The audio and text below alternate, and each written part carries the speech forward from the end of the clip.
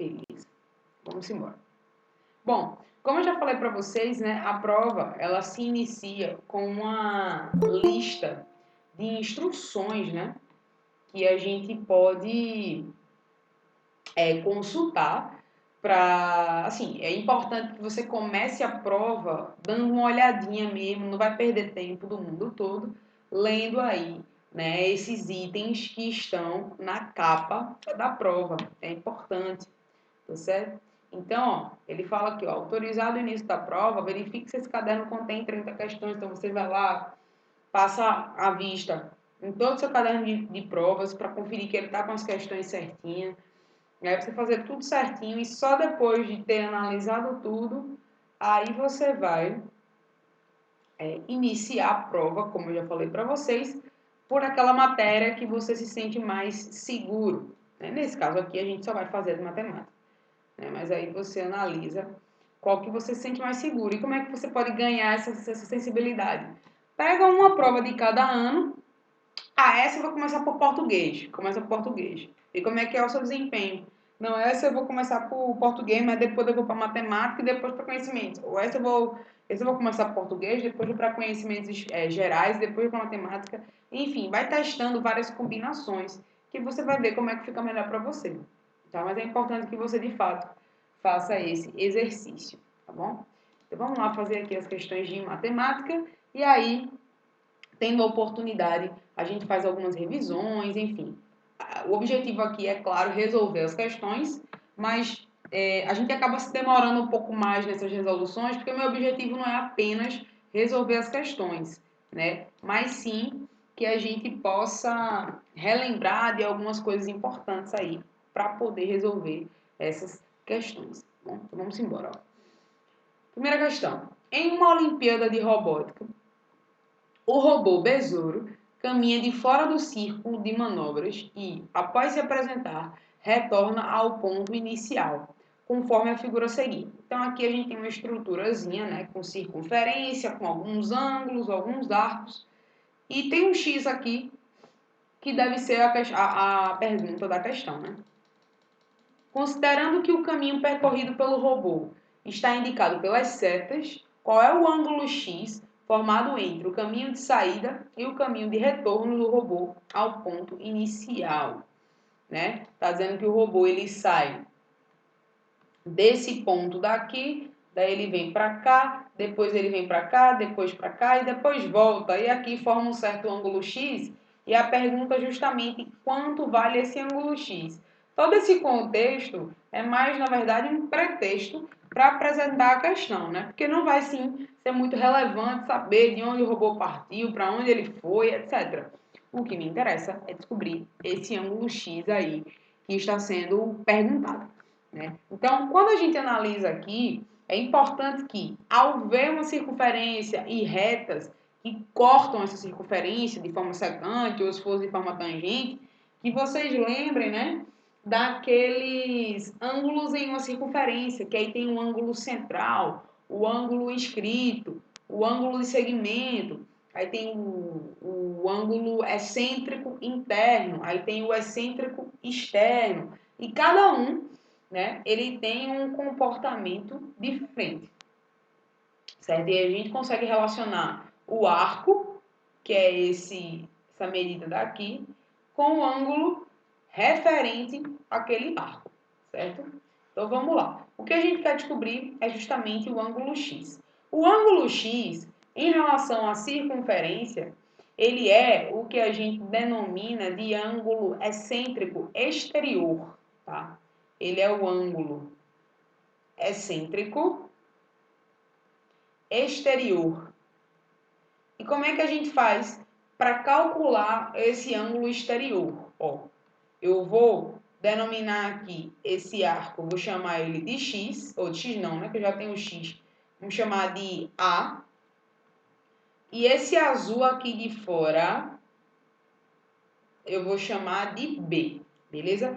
O ângulo X, ele é exatamente, quando a gente vai lá, né? Aula passada eu listei todos. Como é que a gente calcula o central, o inscrito, etc, etc. Esse, o externo, né, o excêntrico exterior, ele é calculado como sendo a diferença do maior lá pelo menor, dividido por 2. Quando ele é interno, aí é a soma dividido por 2, certo? Então, para descobrir o valor de x, eu preciso saber o valor desse arco e o valor desse arco. O valor do arco A tá tranquilo. Por quê? Porque o arco A, aqui, ó, ele é um ângulo, ele é a medida do arco, né, do ângulo inscrito. Então, ele é referente aqui a esse ângulo inscrito. Ângulo inscrito. E aí a gente conversou na aula passada que para obter o valor aí desse ângulo, desse arco A, é só pegar o ângulo inscrito, que é o 28, e dobrar o tamanho dele, ou seja, ele é o dobro do ângulo inscrito. No caso do ângulo central, ele é igual, mas o inscrito ele é o dobro, né? Inclusive, uma das consequências disso é quando eu tenho um triângulo inscrito numa circunferência e um dos lados desse triângulo coincide exatamente com o diâmetro, então esse triângulo que está inscrito é um triângulo retângulo, né? Porque o diâmetro ele determina meia circunferência e meia circunferência tem 180 graus, então o ângulo inscrito é a metade, né? Então a metade de 180 é 90. Então esse triângulo ele vale 90 graus, foi algo que a gente viu na nossa aula passada, né? Então vamos agora ver como é que a gente pode resolver isso daí. Então eu já sei daqui, ó, que A vale o dobro de 28. O dobro de 28 é 56 graus. Então esse pedaço A aqui ele vale 56 graus. Então eu já sei aqui, ó, que vale 56. Falta eu descobrir, então, quanto é que vale o B. E quando eu descobrir o B, aí eu vou descobrir o X. Beleza? Então, vamos em busca do B.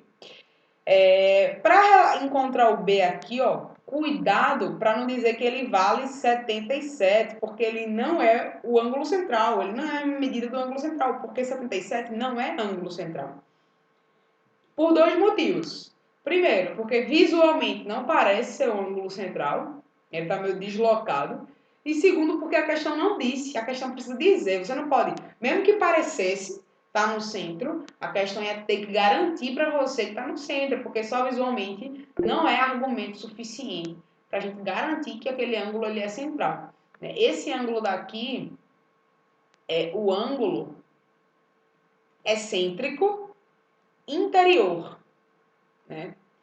E no caso do ângulo excêntrico interior, a gente tem a seguinte relação, que o ângulo excêntrico interior, que no caso é o 77, ele vai ser o A mais o B dividido por 2. Diferente do exterior, que é a diferença dividido por 2, o interior é a soma dividido por 2. Só que eu já sei quem é A, né? A vale 56. Então, agora vamos calcular o valor de B. Calculando o valor de B, a gente descobre o valor de X e acaba a questão, certo? Então, vamos embora calcular aí esse valor de B. Para sair dessa fração, um caminho é a gente ir por vias do meio pelos extremos, né? Ó, coloca um aqui embaixo, multiplica cruzando, e daí a gente vai ter aqui 56 mais B vezes 1, que é o próprio 56 mais B, é igual a 2 vezes 77. Então, B é igual a 2 vezes 77 dá 154, né? Então, 154 menos 56. Então, B vale, vamos fazer aqui, 154 menos 56 dá 98. Tá? Então, B vale 98 graus, ou seja, esse arco aqui, ele vale 98 graus, né? Encontrando ele, aí eu venho aqui, ó, e calculo agora o X que eu tanto quero descobrir, né? 98 menos 56 dá 42. E 42 dividido por 2 é 21 graus. Então, calculei o valor de X, certo? Que é aí, letra C de cachorro. Realmente, para resolver essa questão, se você não tem o conhecimento de ângulo exterior, excêntrico, inscrito, ângulo excêntrico interior, fica muito complicado, porque um caminho para você conseguir descobrir esses valores, caso você não lembre da fórmula, é você saber como é que chega na fórmula, né? A demonstração. Como a senhora descobriu o ângulo A? O ângulo A, Thomas, a gente fez o seguinte, eu fiz uma relação dele com o ângulo inscrito, que é o 28. Né? Na aula passada a gente viu que o ângulo inscrito, ele determina um arco do dobro do tamanho dele. Então, se o ângulo inscrito ali é 28 graus, então o arco é o dobro, é 28 vezes 2, que no caso é 56. Por isso que deu 56. Ficou claro? Beleza.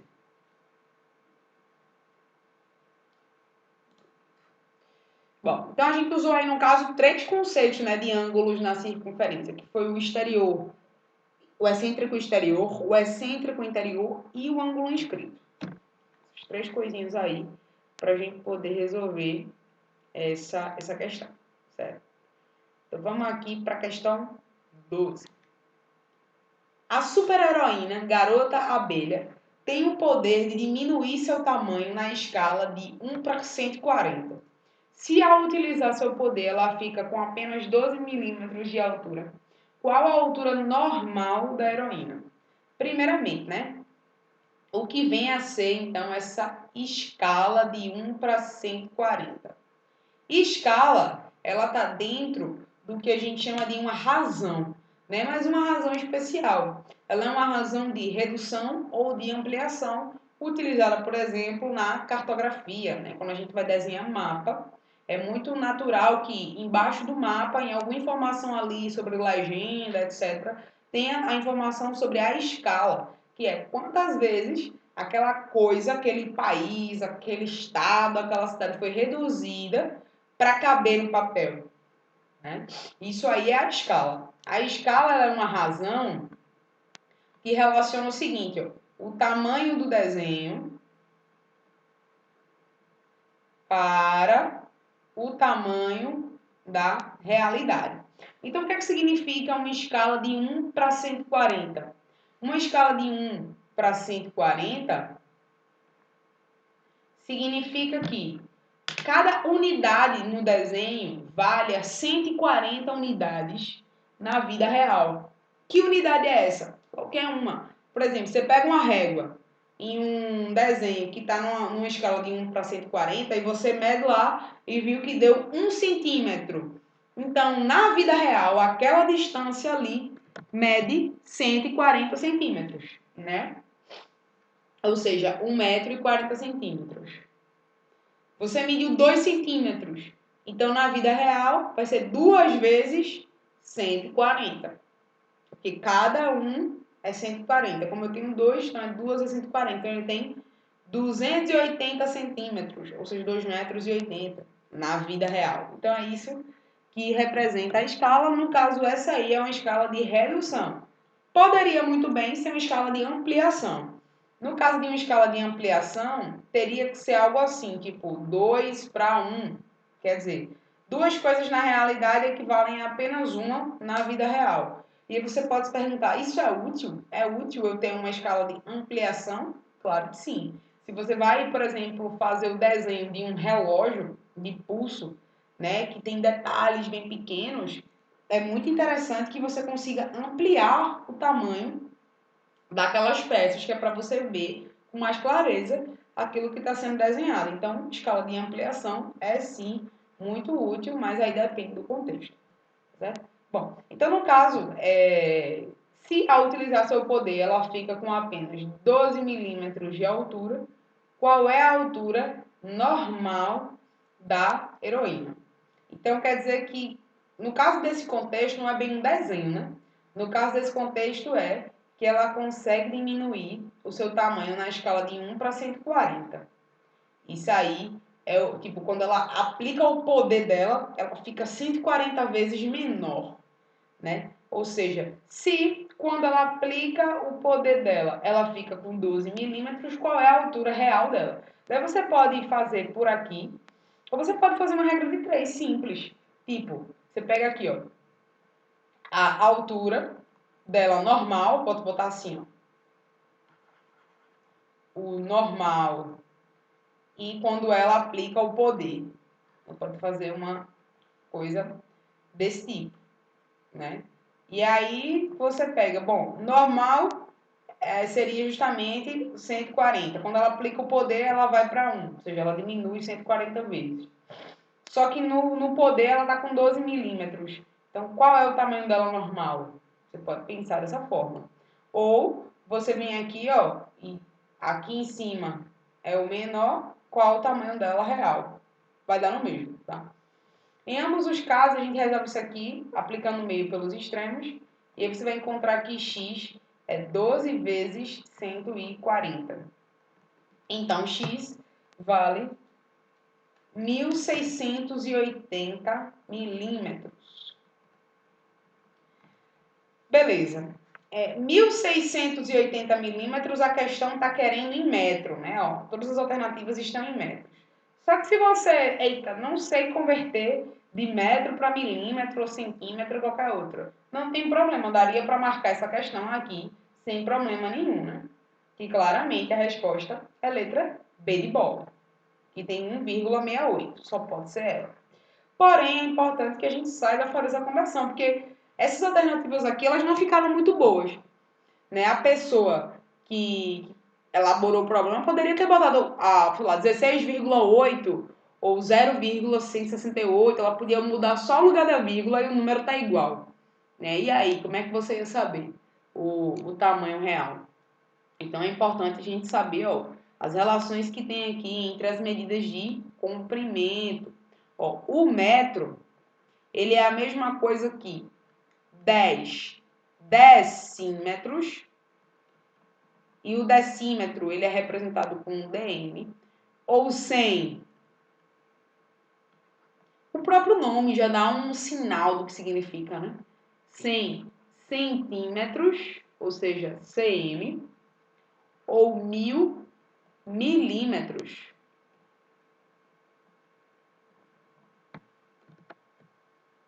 ou seja, mm. O nome sugere, né? Ó, milímetro, centímetro, decímetro. E isso a gente pode estender para a ideia de massa. Decigrama, centigrama, miligrama. Para a ideia de capacidade volumétrica. Decilitro, centilitro, mililitro. A relação que a gente tem é a mesma, tá? E do mesmo jeito que a gente pode reduzir o tamanho, a unidade de medida, né? Deixar a unidade menor, decímetro, centímetro, milímetro, a gente também pode pensar em uma unidade maior. Por exemplo, também é verdade o quê? Que 10 metros formam o que a gente chama de um decâmetro. E o decâmetro a gente representa com DAM, é DAM. Ou, se eu juntar 100 metros, eu vou ter o que eu chamo de um hectômetro. O hectômetro eu posso representar com um HM. Ou eu posso juntar 1.000 metros e aí eu vou ter o famoso quilômetro. E o quilômetro eu represento com um km. Né? Então, essas são as diferentes unidades de medida de comprimento. Né? Que aí vai depender da questão, vai depender do contexto, enfim. São equivalentes. Tá? Nesse caso daqui, como 1 metro são 1.000 milímetros, você pode até fazer uma outra regra de 3, ó. Tipo, pegar aqui, deixa eu aproveitar aqui a minha estrutura e botar assim, metro e milímetro. Aí você vem aqui, 1 metro são 1.000 milímetros, mas eu tenho 1.680 milímetros, são quantos metros? No final, vai ser só dividir por 1.000, ou seja, isso daí é igual a 1,68 metros, tá? Que é a altura normal da super-heroína aí, que é a letra B. Mas como eu falei para vocês, nessa questão específica dava para marcar sem fazer conversão, dava para se ligar que a resposta era a letra B. Né? Vamos embora. Questão 13. Wagner tenta economizar dinheiro, mas a verdade é que ele gasta quase tudo que tem em lanches. Certa vez ele comprou 2 hambúrgueres, 5 coxinhas e 3 sucos, tudo no mesmo dia, e gastou R$ 29,40. Se cada hambúrguer custou R$ 4,50, cada suco R$ 2,80, qual é o preço de cada coxinha? Uma questão bem tranquila. Tá? Eu vou fazer aqui uma modelagem pela equação, etc. Mas, enfim, eu acho que você lendo a questão aí, deve ter pensado de repente em uma outra estratégia, que se você quiser compartilhar com a gente aí, pode compartilhar, que a gente verifica se está correto ou não. Vou fazer aqui de um jeito que talvez não seja o que vocês pensaram a princípio. Mas vou fazer da seguinte forma. Bom, ele comprou 2 hambúrgueres, que se eu pegar e multiplicar 2 vezes o valor de um hambúrguer, eu tenho o preço total de hambúrguer, né? Mais 5 coxinhas, ou seja, 5 vezes o valor de uma coxinha, dá o preço total de coxinhas, mais 3 sucos. Quando eu multiplicar 3 vezes o valor de um suco, eu vou ter o preço total gasto em suco. E o valor total do lanche, né, quando eu juntei esses 3 ingredientes aí deu R$ 29,40. Então agora é só a gente fazer algumas substituições. Por quê? Porque a questão me disse que o hambúrguer, cada um custa R$ 4,50. Então eu já posso chegar aqui embaixo e no lugar de botar o H, colocar o 4,50, né? E o suco custou R$ 2,80. Aí a pergunta é, qual é o preço da coxinha? Certo? Essa é a pergunta.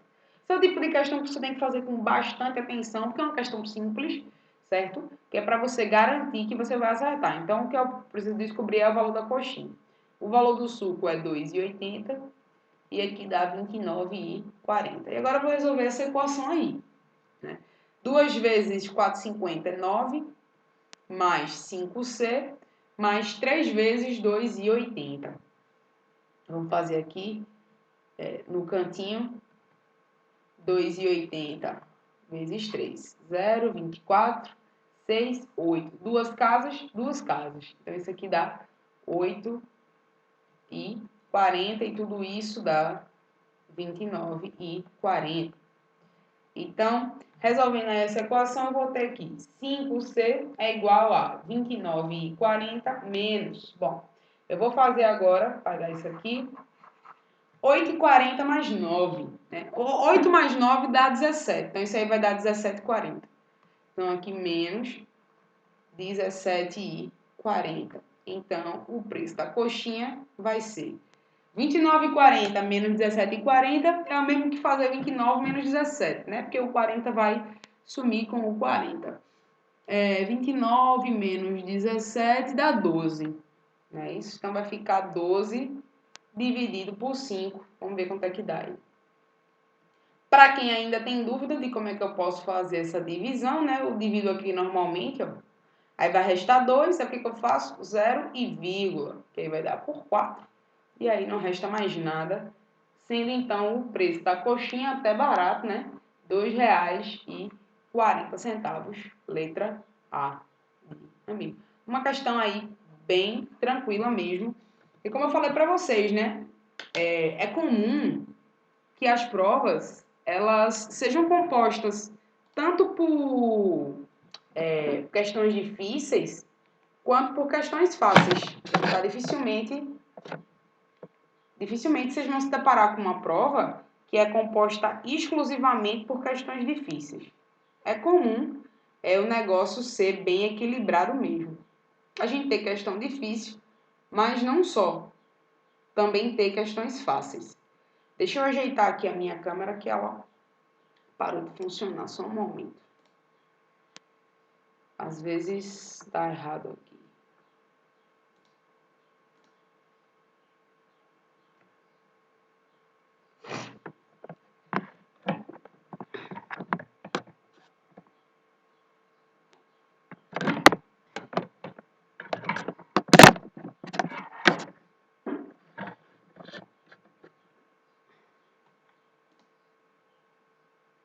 Voltou.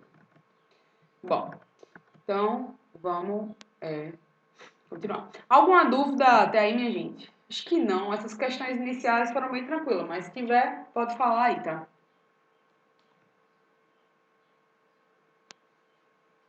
Alguma dúvida? Sim ou não? Se for não, diga que não.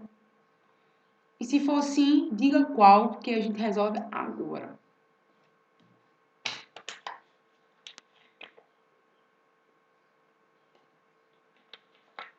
Beleza. Então tá. Vamos seguir.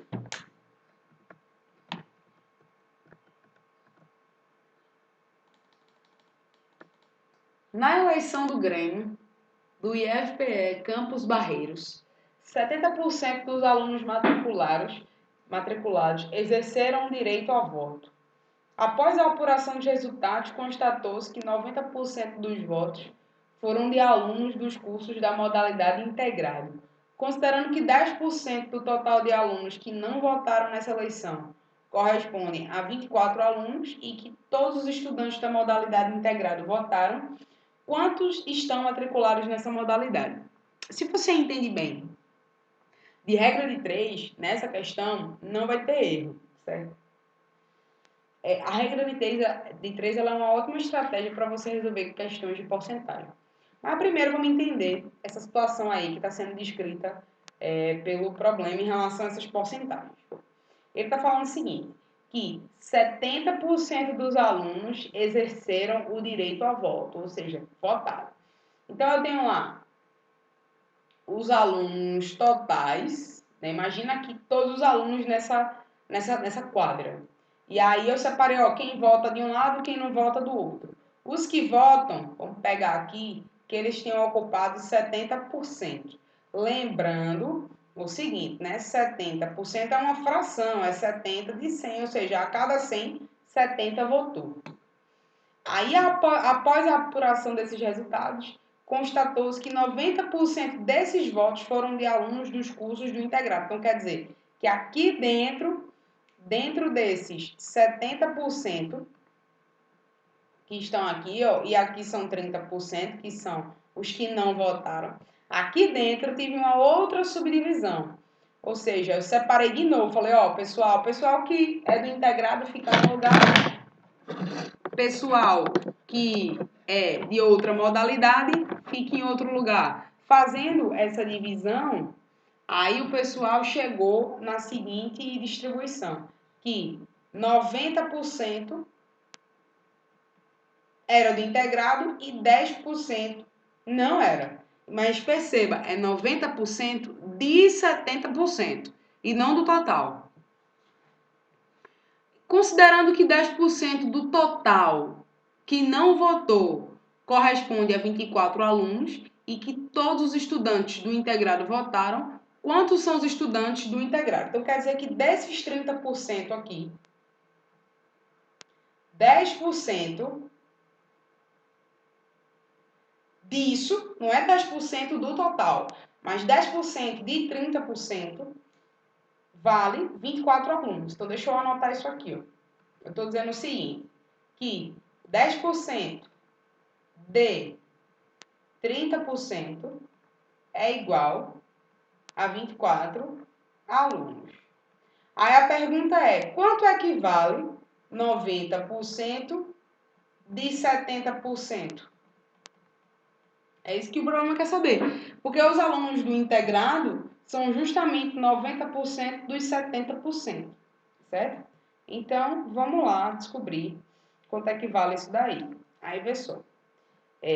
Uma das formas da gente fazer é o seguinte. Pensa comigo em regra de 3. Ó. Tem várias formas. Vou fazer uma aqui, por exemplo. Eu posso ter uma regra de 3 com duas porcentagens. 30% é o meu total. Então, ele é o meu 100% dessa parte menor. Então, 10%. No caso, 10% aqui vai ser quanto? Né? Tipo isso. Essa é uma forma de você pensar. Outra forma, que talvez fique menos confusa, porque aí está misturando as porcentagens, é você fazer de uma forma clara. Quando eu quero calcular uma fração de alguma coisa, é o mesmo que multiplicar essa coisa. Como assim? Calcular 10% de 30% é o mesmo que fazer assim. 10% é 10 de 100. O D é multiplicação. 30 de 100. E lembra que eu falei com vocês o seguinte, ó.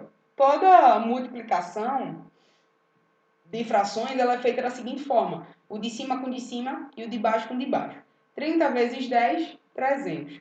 100 vezes 100, 10 mil. E aí dá para cortar aqui, ó. Esse com esse e esse com esse. Ficando, então, 3%.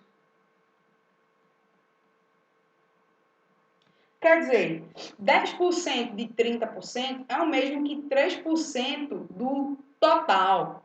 Quer dizer, 24 alunos corresponde a 3% do total de alunos. É isso que isso quer dizer. Então, por exemplo, se eu quero descobrir quanto equivale, então, os 100%, eu posso arrumar uma regrinha de 3. Bem tranquila aqui para poder resolver. Ó. Ver como fica. Porque aí não fica confuso, né? Fazer por regra de 3 assim. Eu boto aqui o número de alunos e boto aqui a porcentagem. Aí eu sei que 24 alunos corresponde a 3%. Agora eu quero descobrir quanto equivale os 100%, por exemplo. Ou então eu já posso vir direto aqui, ó. Eu sei que 10% de 30% é 3%. Agora eu quero descobrir quanto equivale 90% de 70%. Porque aí eu já boto ali na regra de 3 o que eu quero. E eu já descubro o que eu quero e já mato a questão. Então aí vai ficar, ó, 90% de 70%. Então vamos lá. 9 vezes 7 dá 63, né? Então fica 6.300. E 100 vezes 100 é 1, 2, 3, 4. 10 mil. E aqui dá para cortar.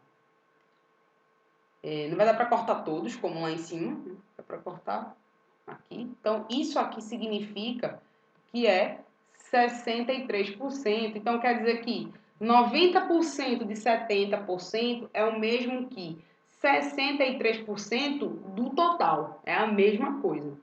Tá?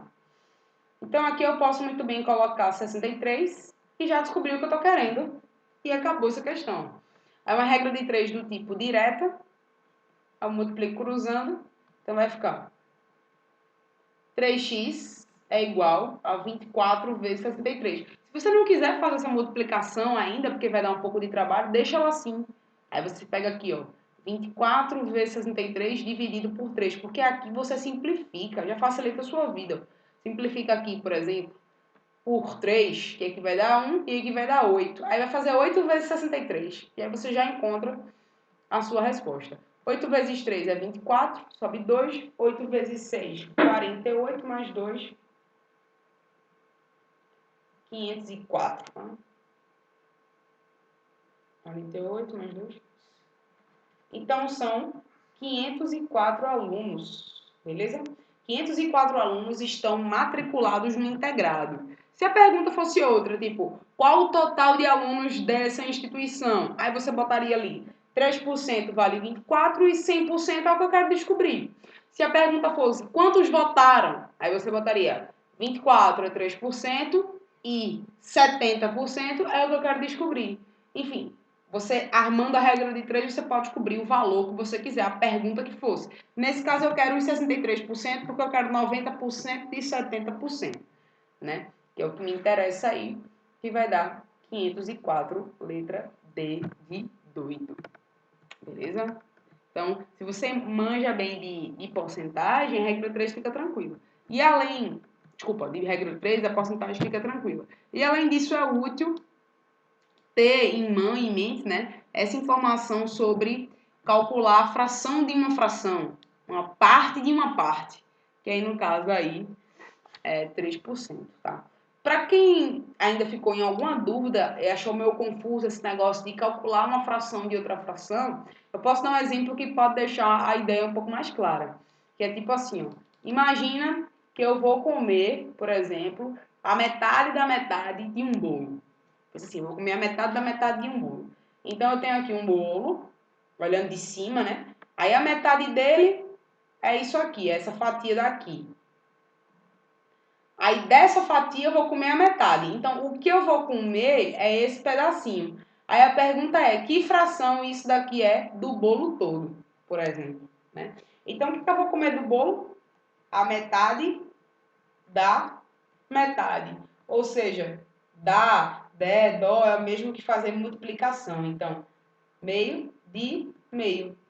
O de cima com o de cima, o de baixo com o de baixo. Então, você vai comer 1/4 do total, né? A ideia é exatamente essa, só que no caso ali eu estou trabalhando com porcentagem, mas a ideia é exatamente a mesma. Tá? Então, alguma dúvida nessa questão 14? Talvez assim, ela um pouco mais complicadinha dentre todos que a gente fez até agora dessa prova. Essa 14 ela é um pouquinho mais fabulosa, né? Porque, enfim, trabalha com essa porcentagem. E fração, por vezes, é um conteúdo que o pessoal tem dificuldade. Então, essa questão ela pode ser uma questão que muita gente erraria, tá? Por exemplo. E aí? Alguma dúvida aí?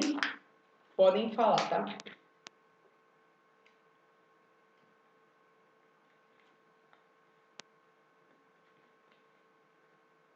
Alguém quer que eu repita ou algo do tipo? Por enquanto tá tranquilo. Tá bom? Vamos embora então. Questão 15. Então a gente chega aí na metade da prova, né? Claro que no dia vocês vão fazer isso mais rápido. É porque aqui eu tô realmente me demorando, porque minha intenção é explicar detalhadamente para vocês as questões. Bom, a imagem abaixo é o esboço do símbolo do super-herói Menino Vespa. Pelo visto, essa prova ela foi meio baseada em super-heróis, em algo desse tipo, né? Qual a área da região sombreada se a malha quadriculada é formada por quadrados com 1 centímetro de lado? Então, ele está dizendo que cada quadradinho desse é 1 centímetro, 1 centímetro, 1 centímetro, 1 centímetro. Aí, qual é a área aí dessa parte sombreada, a parte cinza?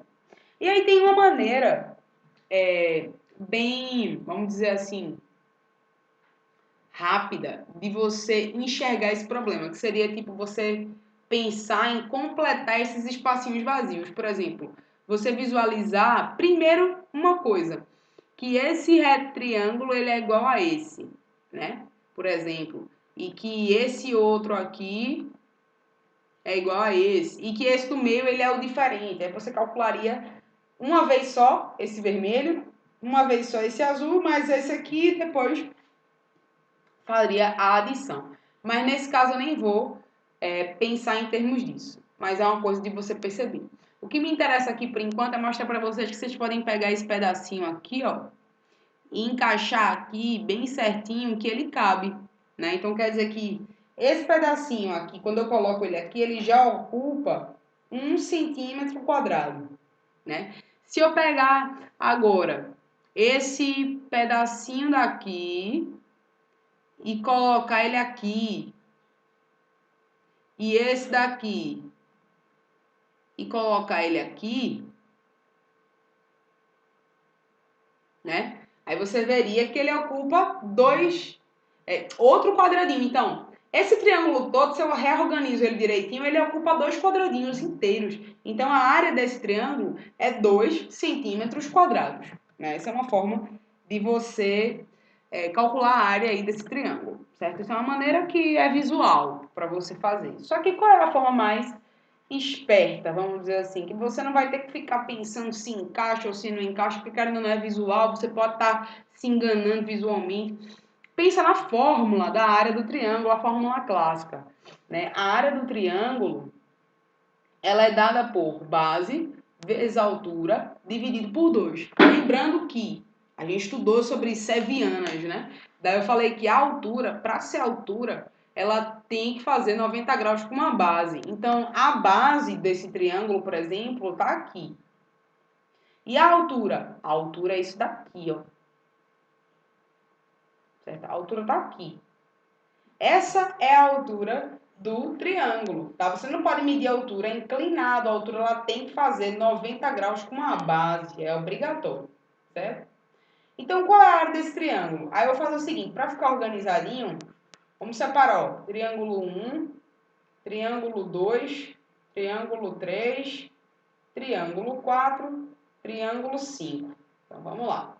A área do triângulo 1 vai ser base, que são 2 centímetros, vezes a altura, que também é 2 centímetros, dividido por 2. A área do triângulo 2 é igual à do triângulo 1. A gente já viu porque a base é 2, a altura também é 2, ó. Base 2, a altura 2, então vai ser igual. A área do triângulo 3. Aí vamos lá, a base 2, a altura 1, 2, 3, ó. A altura vale 3, que eu vou até o topo do triângulo. Se você quiser, se você achar melhor, a altura tá aqui também, ó. 1, 2, 3, tá? E aqui eu tenho 1, 2 de base e 1, 2, 3 de altura. Então, é 2 vezes 3 dividido por 2. A área é 4, a base é 1, 2, a altura é 1, 2, 3, 4. Tudo isso dividido por 2 e, por fim, a área 5, que a base vale 2 e a altura vale 1, 2, 3 também. Então, ela é igual à área do 3.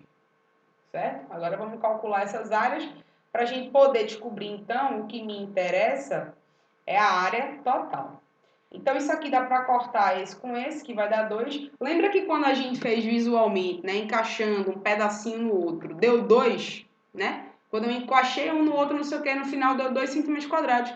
E isso se comprova quando eu aplico a fórmula. Então, é mais seguro aplicar a fórmula, porque eu não preciso ficar preocupado em encaixa ou não encaixa, etc.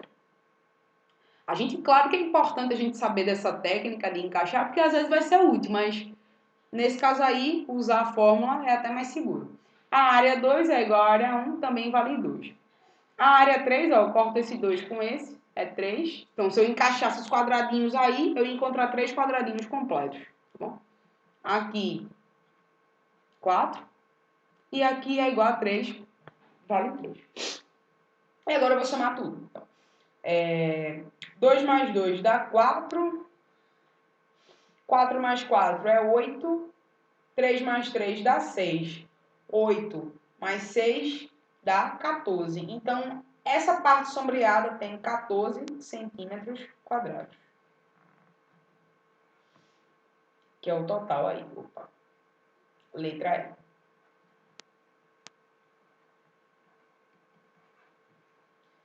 E aí a gente, tranquilo, né? Quem entende a fórmula e não tem problema em resolver essa questão, que ela fica bem fácil até. Mas se você quiser fazer visualmente com os quadradinhos encaixando, você vai encontrar 14 do mesmo jeito, certo? Vamos para a próxima. Questão 16. Estudando 3 horas por dia, durante 16 dias, Iago realizou 400 exercícios. Quanto tempo seria necessário para que ele realizasse 500 exercícios estudando 4 horas por dia? Então, como eu falei para vocês aula passada, né? É natural que quando a gente estuda muito, né, faz muito exercício, e quando a gente vai além do problema, a gente já vai percebendo qual é o conteúdo, né? No caso dessa questão aí, o conteúdo está bem na cara. Qual é o conteúdo dessa questão? Quem pode me dizer aí? Dessa 16.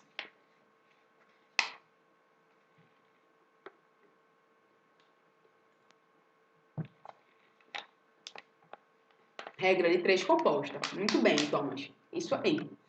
É uma regra de 3 do tipo composta porque eu tenho 3 grandezas, que é horas por dia, dias e exercícios. Tentem fazer aí essa questão, a 16. Vou dar aí 3 minutinhos para vocês tentarem. E aí Tomás ainda completou, né? Ela é do tipo diretamente proporcional. Mas a gente tem que ter cuidado, tá? Um pouquinho, porque no caso, Thomas, quando a regra 3 composta, a gente faz as análises individuais. Aí pode ser que uma seja diretamente e a outra é inversa. E quando a gente monta, a gente tem que considerar essas coisas. Mas tentem resolver essa questão aí. Vou dar aí 3 minutinhos para que vocês tentem. Vou ampliar um pouco, porque pode ser que tenha ficado pequeno aí. Vocês lerem. Tentem resolver ela.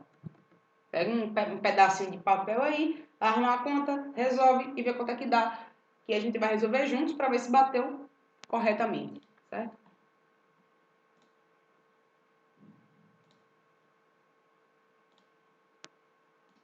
Bom, então uma questãozinha bem clássica, né, de regra de 3, onde a gente, estudando o conteúdo de regra de 3, combinei com vocês que o interessante era, primeiro de tudo, destacar essas grandezas, né, que são horas por dia, dias e exercícios. Aí ele quer saber, ou seja, quantos dias, se a pessoa tem mais exercício para fazer e vai estudar mais horas por dia. Aí o segundo passo é a gente armar aí essa regra 3. Então a gente tem horas por dia, dia e exercício. Então, quando a pessoa estuda 3 horas por dia, ela demora 16 dias para fazer 400 exercícios. Para fazer mais exercícios, quanto tempo vai demorar? 4 horas por dia. Então, eu falo o seguinte, né? Na hora da gente fazer a análise, o interessante é a gente fazer as duas grandezas separadamente. Então, a gente vai pegar aqui e vai fazer hora por dia com dia, depois exercício com dia, e aí a gente vai analisar se é diretamente ou inversamente proporcional, para só depois construir a proporção e verificar aí, enfim, qual é o valor de dias que vai demorar. Se estudando 3 horas por dia e algo demorou 16 dias, se ele for estudar mais horas por dia, vê se vocês concordam comigo. Se eu vou estudar mais horas por dia, é natural que eu demore menos tempo, porque eu vou estar intensificando mais os meus estudos. É tipo assim, eu tenho um trabalho para fazer, e aí eu me disponho a fazer o trabalho 1 hora por dia. Aí eu demoro um certo tempo. Se eu aumentar a carga de trabalho, tipo, vou trabalhar 4 horas por dia agora, eu vou terminar antes, eu vou terminar com menos tempo. Então, se aumenta o número de horas e diminui o número de dias, essas duas grandezas, elas são inversamente proporcionais. Enquanto uma cresce, a outra diminui, ele vai terminar mais rápido. Olhando só para essas duas, né? Agora vamos olhar para as outras. Se eu tenho 400 exercícios para fazer e eu demoro 16 dias, se eu tenho mais coisa para fazer, eu vou demorar mais tempo. Porque eu esqueço que eu vou trabalhar mais horas por dia, né? Então aqui é diretamente proporcional mesmo. Então, uma é inversa e a outra é direta. Agora, vamos armar a proporção.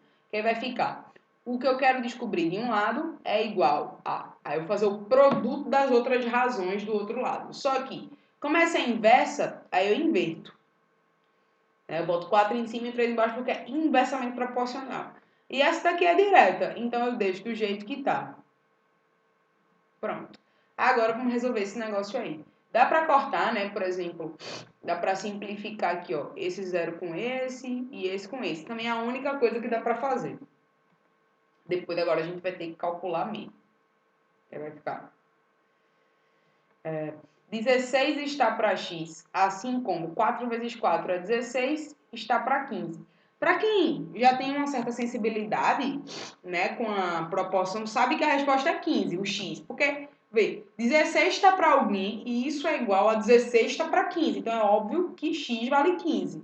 Mas se você não se ligou, aí o que é que você vai fazer? Aplica aí o meio pelos extremos, né, de modo que vai ficar assim, 16x é igual a 16 vezes 15. Aí você não faz a multiplicação ainda, deixa assim mesmo. Sobre 16, porque agora você vai ver que dá para cortar esse 16 com esse 16. Né? E fica 15 dias.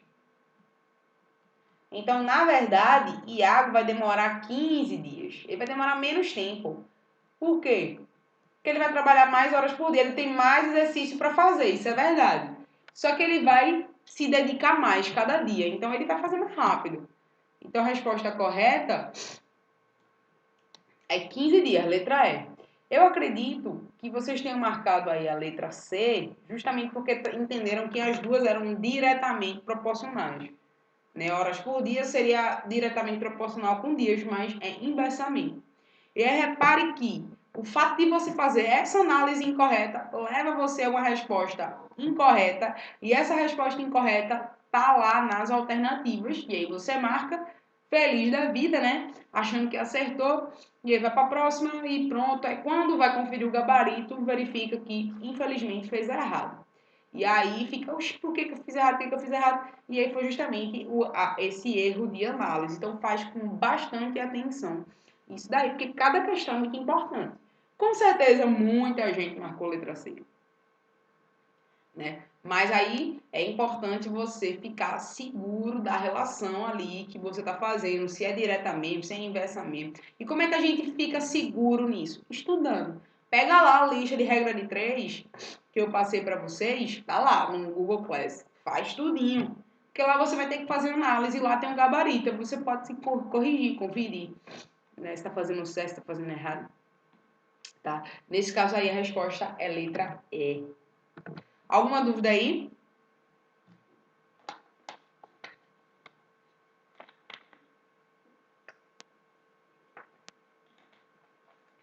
Ah, entendi. Entendi o teu erro, Thomas.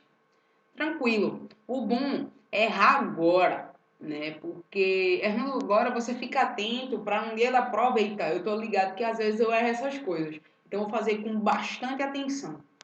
Isso aqui, que é para eu não ter o risco de errar. E a prova do IF dá tempo de você revisar todinho, de você fazer ela todinha de novo. Agora toma cuidado, se por um acaso você for refazer uma questão e mudou a resposta, analisa direitinho, porque às vezes você está cansado, né? E deixou passar alguma informação que da primeira vez que você leu você não tinha deixado.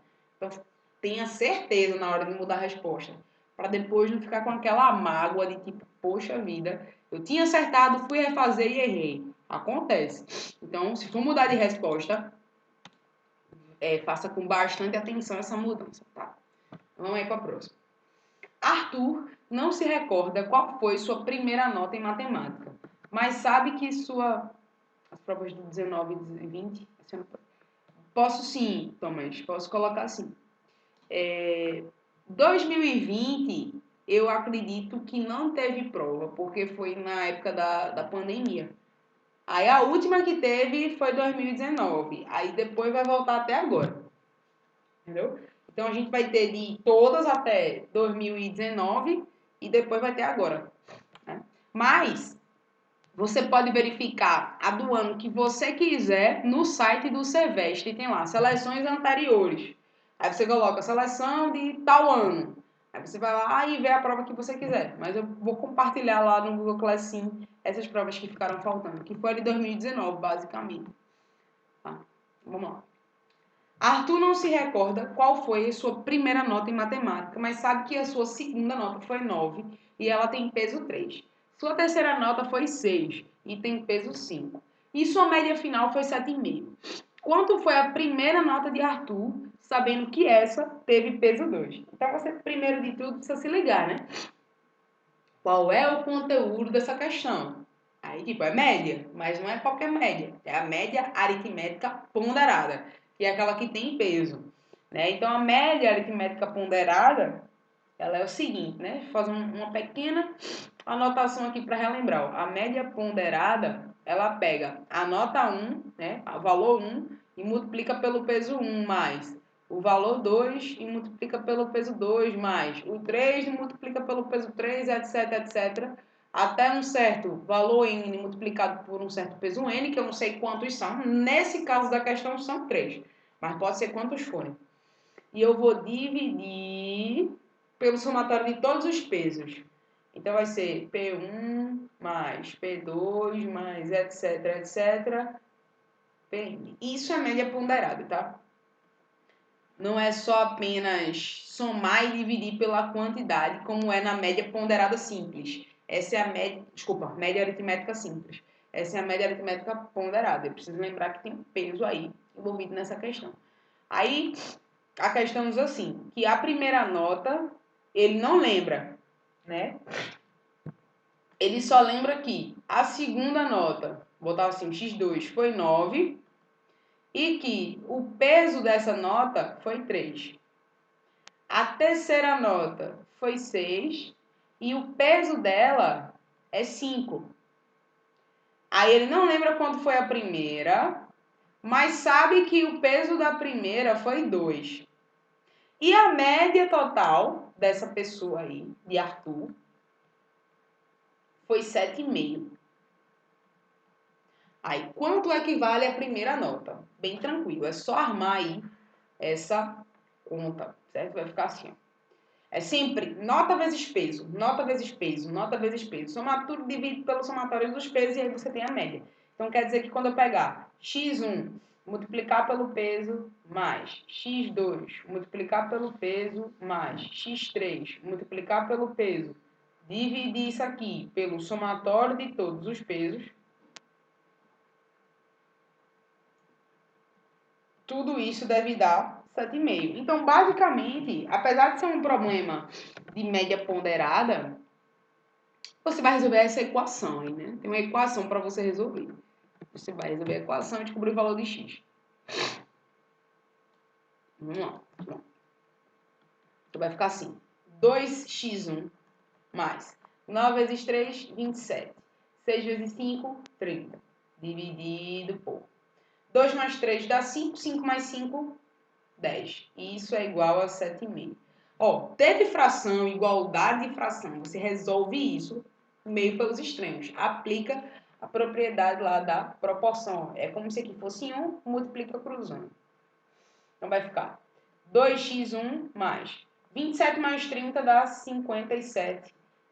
10 vezes 7,5 vai dar 75.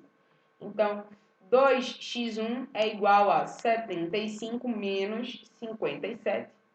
Ou seja, 2x1 é 75 menos 57 dá 18.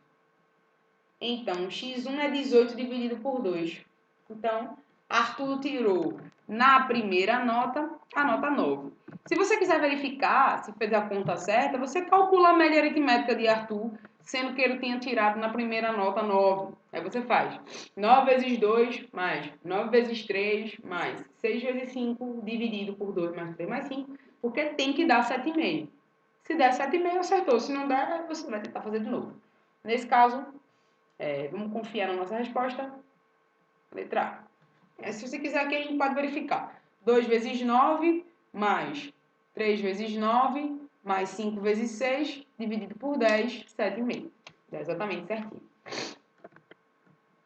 Aí, na hora da prova, você pode marcar a letra A, aí vai fazer as outras. Sobrou um tempo no final, na hora de revisar, você confere se a média realmente dá isso, que é uma forma de você conferir sua resposta e não deixar passar um erro bobo, assim, né? Que às vezes acontece. Vamos para a próxima.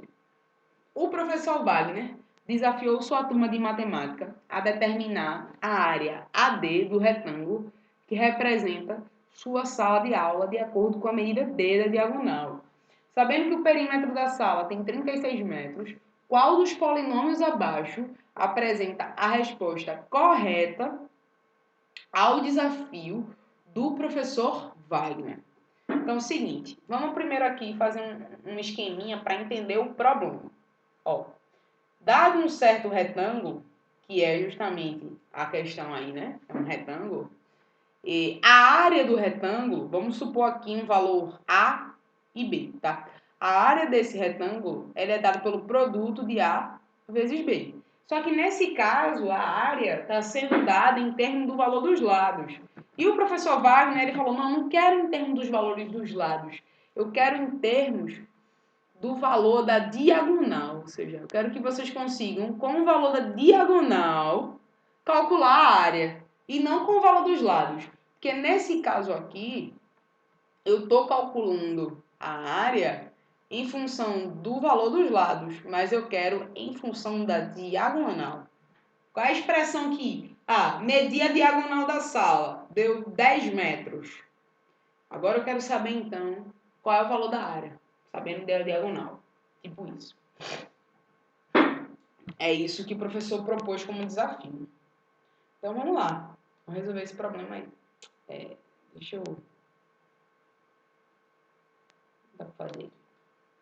Bom, tem algumas coisas que vão nos ajudar aí a resolver esse problema. A primeira delas é a seguinte. Uma informação válida, que o perímetro vale 36 metros. Ou seja, quando eu fizer A mais B mais A mais B,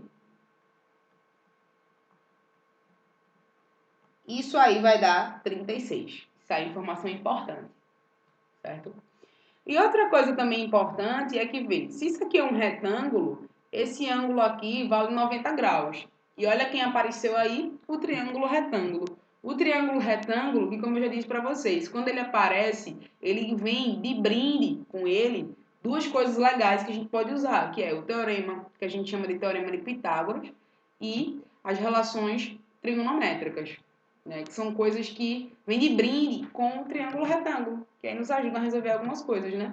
Ou seja, se eu sei aí que esse triângulo é retângulo, eu posso aplicar o teorema de Pitágoras, que diz o seguinte, que d ao quadrado, ou seja, a hipotenusa ao quadrado, é a soma dos quadrados dos catetos.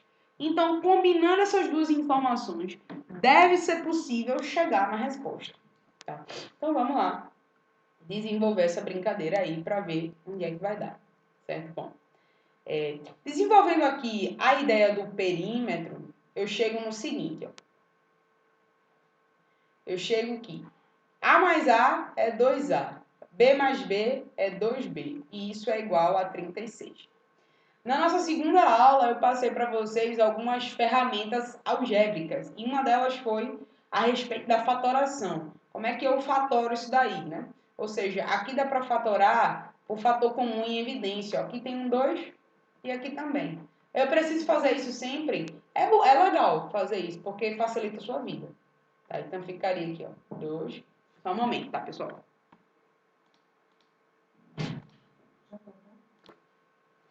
De modo que vai ficar 2 vezes A mais B desse jeito aqui. Vai facilitar a sua vida fazer isso. Então, faça.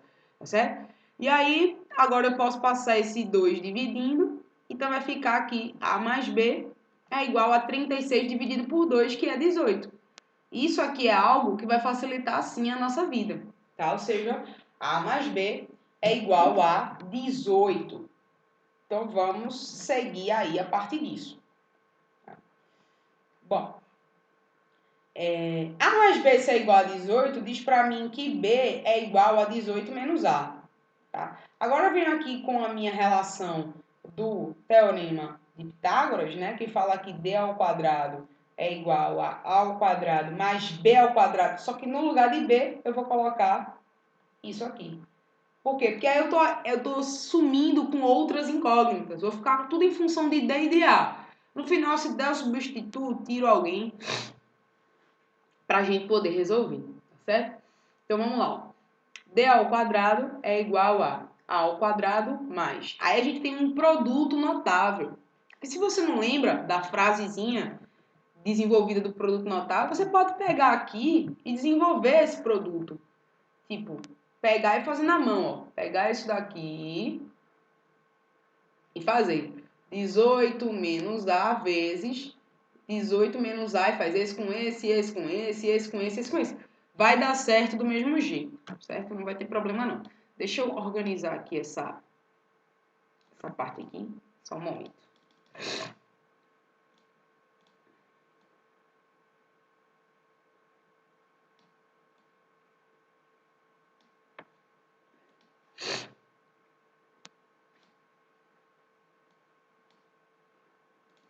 Mas se você lembra que esse produto notável, ele é descrito como o quadrado do primeiro menos 2 vezes o primeiro vezes o segundo, mais o quadrado do segundo, aí fica melhor para você, entendeu? Porque aí você já facilita a sua vida. Aí o quadrado do primeiro menos 2 vezes o primeiro vezes o segundo, mais o quadrado do segundo. Veja aqui, coisa que vai facilitar a sua vida. Então, vamos aí continuar a organização aí da brincadeira, que aí no caso eu tenho que D ao quadrado é igual a 2A ao quadrado menos 36A mais 324. Acho que aí é o máximo que a gente consegue chegar, né? Porque eu não consegui bem definir qual é o valor da área em função da diagonal. Mas vê bem, daqui a gente tem essa relação daqui, ó, que a área é A vezes B. Então, vamos trabalhar em cima dela também? Ó, eu tenho que a área é A vezes B. Só que eu também disse que B é 18 menos A. Então, eu vou pegar isso aqui e vou substituir. De modo que eu vou encontrar que a área vai ser A vezes 18 menos A. Ou seja, a área é igual a 18A menos A ao quadrado. Aí você precisa ter uma certa malícia para enxergar o seguinte, ó, que isso que está aqui está escondido aqui. Ele está escondido aí de uma forma assim que talvez não esteja muito clara, mas está. Então, o que a gente vai fazer? Ó? Vou pegar essa parte aqui e vou fatorar ela. De novo, vai ficar assim. D ao quadrado é igual a 2 vezes A ao quadrado menos 36. 36 não, desculpa. 18, né? Que eu preciso dividir por 2, que o 2 já está em evidência. E 324 dividido por 2 dá 162. Para quem não está entendendo isso daí que eu estou fazendo, isso é uma fatoração, fator comum em evidência. Eu tenho que dividir pelo fator comum que está lá na frente, certo? E agora eu vou passar esse 2 para cá dividindo, certo? Ó, então vai ficar assim. D ao quadrado dividido por 2 é igual a A ao quadrado menos 18 mais 162. Olha, peraí, isso aqui tem um A, né? Esqueci desse A aqui, ó. Olha quem apareceu, A ao quadrado e 18A, só que eles estão com um sinal trocado. Mas para resolver isso é tranquilo, é só passar os dois para o primeiro membro. Porque vai ficar assim, D ao quadrado sobre 2, aí eu passo para cá, menos A ao quadrado, mais, deixa eu passar de uma maneira que fique bem certinho, né? Mais 18A menos A ao quadrado, igual a 162. Daí aqui a gente tem exatamente isso daqui, ó. É a mesma coisa, 18A menos A ao quadrado é a área. Então, agora é só substituir. D ao quadrado sobre 2 mais a área é igual a 162. Só que o que eu quero é a área em função de D ao quadrado. Então, eu isolo a área e mando o D ao quadrado lá para o outro lado, de modo que vai ficar menos D ao quadrado sobre 2 mais 162, que é a nossa resposta final. Então, tendo o valor da diagonal, como é que eu calculo a área? É só pegar a diagonal ao quadrado, dividir por 2 e subtrair do 162. E aí eu vou ter a área do meu retângulo, ou seja, aqui, letra D de doido.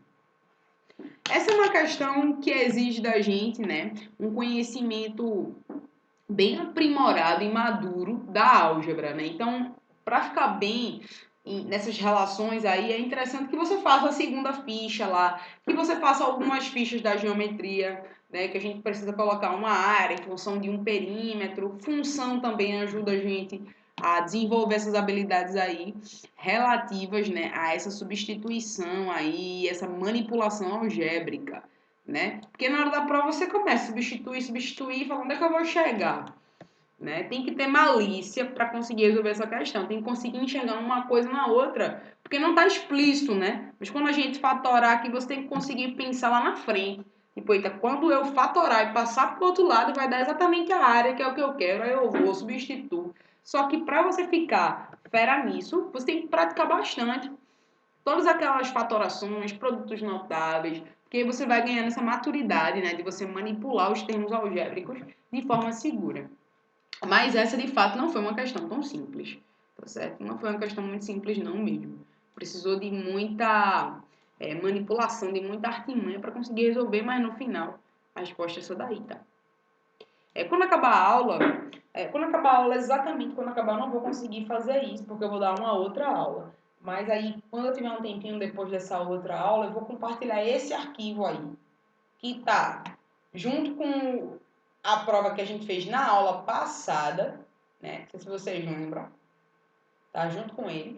Eu vou compartilhar esse arquivo em PDF, se alguém quiser consultar a resolução e tal, vai estar lá disponível, tá bom?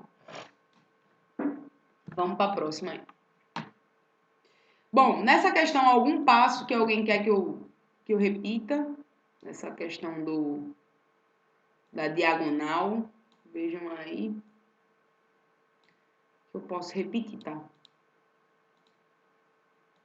Acho que essa foi a questão mais difícil da prova.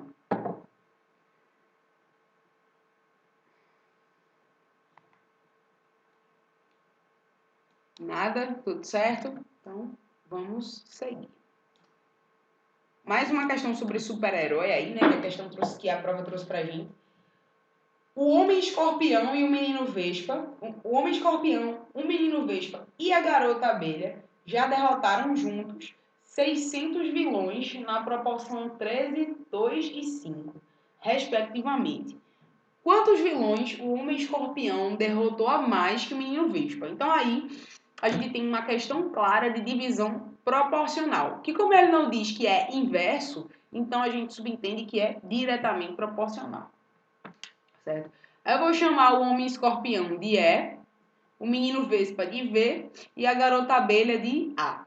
Aí, E está para 13, assim como V está para 2, assim como A está para 5. É exatamente essa a representação matemática do que o texto está dizendo. Eu acho que não. Beleza, Gabi. Se alguém tiver alguma dúvida aí, quiser que eu repita algum passo da questão anterior, eu só vou falar, tá? E aí eu falei pra vocês, para resolver esse tipo de problema, deixa eu manter um padrão aqui. Vou botar isso aqui em vermelho. O Homem Escorpião está para 13, assim como o Menino Vespa está para 2, assim como a Garota Abelha está para 5. Bom, eu falei para vocês que para resolver esse tipo de problema, a gente aplica uma propriedade da proporção que fala aqui. Quando eu construo uma proporção, todos os numeradores somados ficam proporcionais a todos os denominadores. Quer dizer, isso aqui é a mesma coisa que eu botar E mais B mais A está para 12 mais 13 mais 5, tá? Isso continua igual. Quando eu juntar todas as derrotas que todos eles fizeram, vai dar 600. Isso é o que o problema me informou. E aqui embaixo, 13 mais 2 dá 15, 15 mais 5 dá 20. E aí, se você quiser, para ficar legal, já dá uma simplificada aqui, ó, fica melhor, né? E 60 dividido por 2 dá 30. Quer dizer, agora ficou fácil. Agora você vai pegar cada um e fazer a proporção individualmente, assim, ó. O que me interessa é só o que o Homem-Escorpião fez e o que o Menino Vespa fez. Então, não vou construir todas as proporções, só essas duas. E está para 13, assim como 30 está para 1. Ou 60 está para 2, ou 600 está para 20, mas deixar 30 para 1 fica mais prático, né? Daí daqui a gente tira que o número de derrotas que o Homem-Escorpião realizou, fazendo aqui meio pelos extremos, é 30 vezes 13. Ou seja, é igual a 3 vezes 13 dá 39, né? Então é 390 mortes. Ele foi o que realizou mais, porque ele tá para 13, né? E o que realizou menos foi o Vespa. Daí vamos fazer aí, ó. V está para 2, assim como 30 está para 1, aplicando meio pelos extremos, a gente encontra que V é igual a 30 vezes 2, ou seja, 60. Né? Então, se ele quiser saber a abelha também, a abelha daria 5 vezes 30, que é igual a 150. Né? Então, mas o que me interessa é quanto um fez a mais do que o outro. Então, é 390 menos 60, ou seja, 330 é a diferença aí das derrotas. Beleza? Esse assunto da questão 19 é razão em proporção? Sim, Thomas, só que é mais específico, né? Foi uma aula que a gente fez um pouco... foi até recentemente que a gente fez essa aula, que foi uma aula sobre divisão proporcional. É razão em proporção, sim, Só que é uma coisa mais aplicada, né? Que é a divisão proporcional, que ela pode ser feita em partes diretamente proporcionais ou inversamente proporcionais ou ainda mista, ser direta e inversa a termos diferentes. Né? Foi, acho que, a nossa penúltima aula antes da gente começar as revisões. Aí a última foi de geometria, a gente encerrou tudo e veio para as revisões. Né? É razão em proporção porque a gente usa as propriedades da razão em proporção. Porém, o nome desse conteúdo é divisão em partes proporcionais. Aí, diretamente e inversamente proporcionais. Né? Que é para resolver, a gente resolve dessa maneira aí, certo? Tem vídeo aula sobre isso lá no nosso Google Class, certo? Foi uma das últimas que a gente fez. E foi uma aula que, acho que, não foi essa que muita gente faltou, não. Foi outra que muita gente faltou. Mas essa aí, acho que foi, acho que a galera foi bem assídua nessa. Deixa eu ver quantas faltam aqui. Vamos lá. Vamos se encaminhar aí para a última questão da prova. Fala o seguinte. Ao triangularem um ataque, os três heróis, de novo, né? Questão de super-herói. Homem escorpião, menino vespa e garota abelha criam um triângulo equilátero de energia conforme demonstrado a seguir. Então, o vilão tá aqui no meio, né? E aí aqui tem um aqui, outro aqui, outro aqui. Eles criam um triângulo de energia, né? Onde toda aquela área ali, ela tá tomada por energia.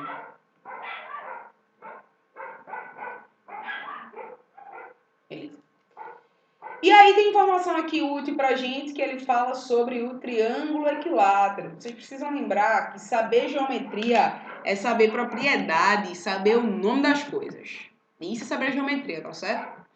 E é preciso saber que o triângulo equilátero, ele tem todos os lados iguais, que as sevianas dele estão nos mesmos lugares, quer dizer, a mediatriz se encontra com a altura, que é o mesmo lugar da mediana, que é o mesmo lugar da bissetriz, está todo mundo no mesmo lugar, no triângulo equilátero.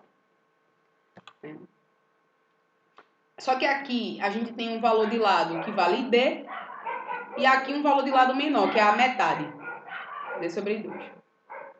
Ele fala assim, a energia gerada é inversamente proporcional à área do triângulo formado. Assim, ao diminuir pela metade a distância entre os heróis, conforme demonstrado na figura 2, o que acontece com a energia?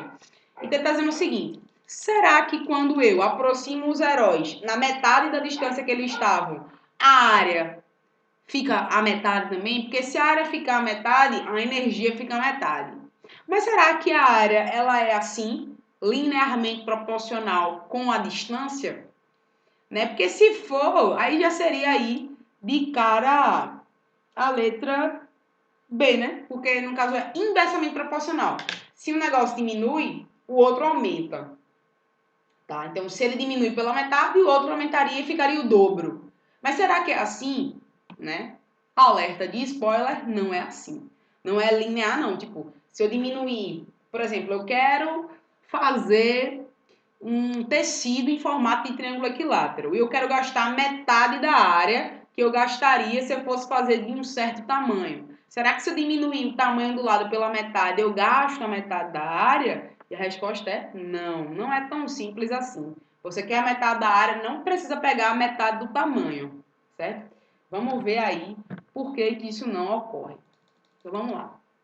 Primeiro, se você lembra que a área do triângulo equilátero tem uma formulazinha, e aí você já lembra a fórmula de cara, massa, que aí você ganha tempo, tá? Para quem não tá lembrado, a área do triângulo equilátero ela é dada por L ao quadrado, raiz de 3 sobre 4. Essa é a área do triângulo equilátero. Se você não lembra, não tem problema, não é o fim do mundo, você pode desenvolver. Mas se você lembra, você ganha tempo aqui, tá? Só que vamos supor que eu esqueci. Quero mostrar para vocês como é que a gente faz para encontrar. Para encontrar, é importante você lembrar das propriedades lá, por exemplo. Quando eu traço aqui, ó, a minha altura, seja, com 90 graus, porque é a altura, isso aqui fica D sobre 2 e aqui D sobre 2. Aí isso aqui é a minha altura e isso daqui é o lado, né? Que é o D aí, no caso, que a gente chamaria de L, mas a questão está chamando de D. Né? E lembrar também que a área do triângulo, de forma geral, ela é dada por base vezes altura dividido por 2. Certo? Então, faltaria eu descobrir quem é esse H aqui em função de D para poder calcular a área. Né? E aí, legal perceber que, como a altura coincide com a mediana, esse lado vale D sobre 2. E aí, aqui a gente se constitui em um triângulo retângulo, e aí dá para aplicar o teorema de Pitágoras, que vai dizer para a gente o seguinte, que a hipotenusa ao quadrado é a soma dos quadrados dos catetos. Né? E aí, isso aí, a gente tem que D ao quadrado é igual a H ao quadrado mais D ao quadrado sobre 4. Só que eu quero a altura, então eu isolo ela e passo o D ao quadrado sobre 4 para o outro lado. De modo que vai ficar H ao quadrado é D ao quadrado menos D ao quadrado sobre 4. Aí, aplicando aqui a subtração das frações, a gente vai ter que aqui vai ficar 3D ao quadrado. Né? Porque eu multiplico, ou boto aqui sobre 1, faço a borboleta, enfim, tem várias formas de calcular isso daí. E aí, quando eu quiser a altura, é só tirar a raiz quadrada disso daí. Então, a altura vai ser a raiz de 3D ao quadrado sobre 4. O 4 sai da raiz, vira 2. O D ao quadrado sai da raiz, que é D. E o raiz de 3 fica preso porque 3 não tem raiz exata, então fica assim. Que H é D raiz de 3 sobre 2. Aí eu venho aqui, ó, na fórmula da área e substituo. Vai ficar D vezes H, que é D raiz de 3 sobre 2, sobre 2. Então, a área fica D ao quadrado, raiz de 3 sobre 2, sobre 2. Fração de fração, eu repito a primeira e multiplico pelo inverso da segunda, de modo que vai ficar D ao quadrado, raiz de 3 sobre 4. Aquela fórmula lá que eu mostrei para vocês no início da questão. Se você lembra ela de cara, você ganha esse tempo. Mas se você não lembra, você pode descobrir, para você não perder a questão. Né? Então, tem uma série de fórmulas que é importante você ir para a prova sabendo delas. Tá? Vou fazer o seguinte, na próxima aula, vou preparar um formuláriozinho, né? Literalmente formulário, com várias fórmulas, aí você imprime esse formulário e cola na parede do seu quarto de estudo, porque você fica olhando para aquele formulário, e caso você precise dele no dia da prova dessas fórmulas, você vai, eita, visualmente eu lembro da fórmula e tal, já ganha esse tempo. Mas se não souber, não lembrar da fórmula, você desenvolve na hora e chega nela. De modo que a área do triângulo equilátero é D ao quadrado, raiz de 3 sobre 4. Então, vamos lá.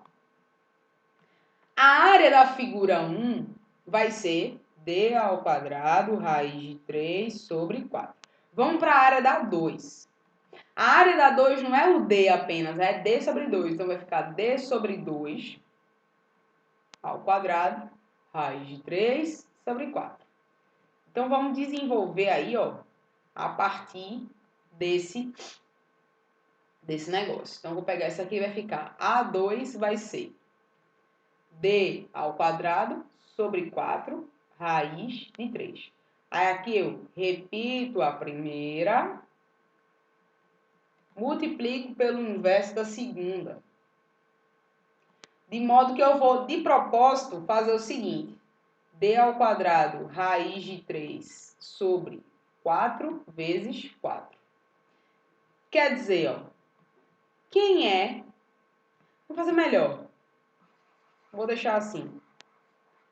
Quem é, ó, isso daqui? Vocês concordam comigo que é exatamente isso daqui? Que é quanto? A1. Então, quer dizer que A2, ele é A1 vezes 1/4.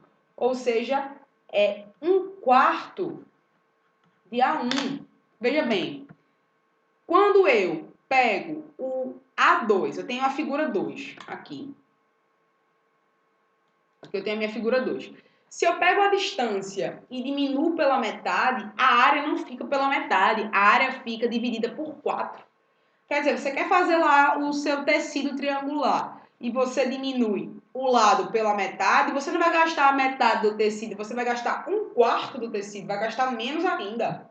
Para chegar na metade da área, você não precisa diminuir a metade do lado, pode diminuir um pouco mais, um pouco menos no caso, né?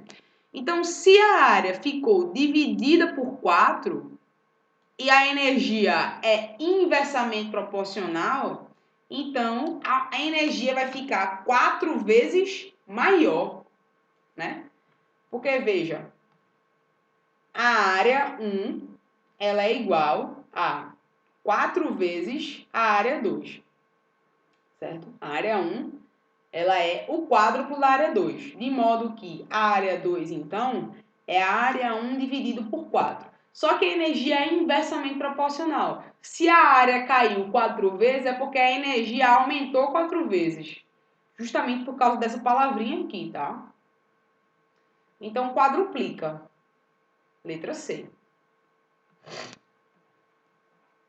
Perceba que na letra A tem uma pegadinha, né? Que ele diz assim, fica 1/4 menor. A área fica 1/4 menor, mas a energia é inversamente. Então, ela fica 4 vezes maior. E o que faz sentido do ponto de vista físico, porque como eles estão mais perto, a energia está mais densa. Quando eles estão mais longe, a energia está mais dispersa. É tipo você em casa, se você está perto do roteador, fica mais forte o sinal. Se você está longe, o sinal fica mais fraco, vai ficando mais fraco, vai ficando mais fraco. É uma coisa parecida aí com essa situação que está sendo descrita. Certo? Bom, então como eu falei para você, acho que aqui acabou, né? Depois de conhecimentos gerais. Então, como eu falei para vocês, vou compartilhar esse PDF aqui, tá? Vou compartilhar também as provas, essas 2 provas lá no Google Class. E também, parar de gravar aqui.